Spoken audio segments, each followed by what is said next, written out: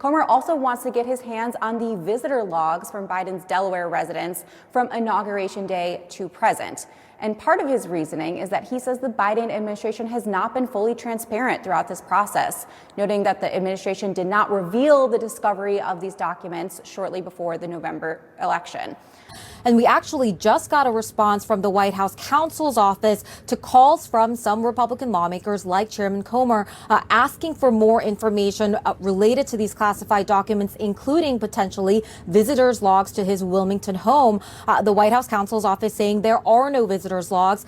They said in a statement his personal residence is personal. We are also told by the Secret Service that they also do not maintain any visitors' logs to his Wilmington home. Now, as for that question regarding the visitors' logs, both the White House and Secret Service have said that visitors' logs of the president's home in Wilmington, Delaware, just simply don't exist. The White House noting that, like previous presidents, his personal home is personal. But this all comes as there are growing questions about the amount of classified documents that the president had at both the Penn Biden Center here in Washington, D.C., and also at his Wilmington home. Over the weekend, the White House acknowledging that there was actually more classified material found this week at the Wilmington residence than initially stated. The White House counsel are releasing a statement revealing that he actually traveled up to Delaware to facilitate the transfer of what they thought was one document with one page to the Justice Department, but ultimately it ended up being 5 additional pages. Now, this is just the latest example of the shifting narrative and explanations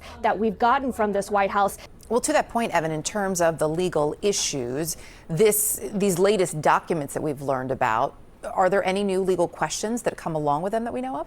Absolutely. And one of the important new things that happened over the weekend is that we learned that Dick Sauber, who is this special counsel inside the White House counsel's office, this is somebody brought in specifically to handle these oversight requests from Republicans. He traveled up to Wilmington because he has a security clearance, and he said he handed over documents to the Justice Department that came to pick them up. The question there that this immediately raises is, why is a government employee, somebody who works in the White House counsel's office, going to the president's personal residence? As Arlette pointed out, one reason why they don't have visitor logs is because it's a personal residence. Well, now you're mixing the personal with the government, and that's going to make Sauber a new witness that the Justice Department, the FBI, is going to have to talk to. It's just they're adding messy components to something that's already pretty big problem. And here's the final thing I would say. For investigators, often when they see shifting narratives like that, they begin to suspect that there is something else that's being hidden. Are there more documents somewhere else that have not been accounted for? And how do we make sure that we do that? Yeah, it's a great point. And the word choice of messy seems entirely appropriate at this point. Arlette, Evan, appreciate it. Thank you both.